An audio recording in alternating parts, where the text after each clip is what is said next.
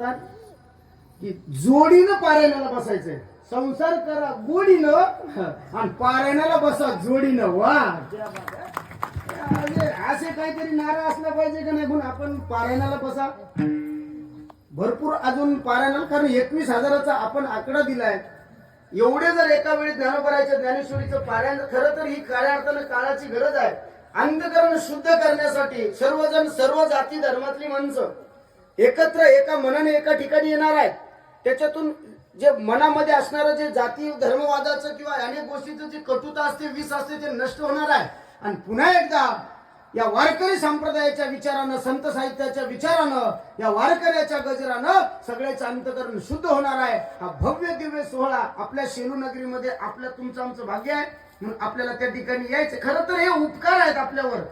Police station मध्ये जर गेला तर हद्द संपल्यावर पोलीसवाला पण केस घेत नाही. पण मानवत मध्ये असणारे पंडित महाराजांनी शेलूत कार्यक्रम केला म्हणजे संप्रदायाला कोणती जाती धर्माची प्रांताची सीमा नाही, हा त्या मागचा सिद्धांत आहे. विठाला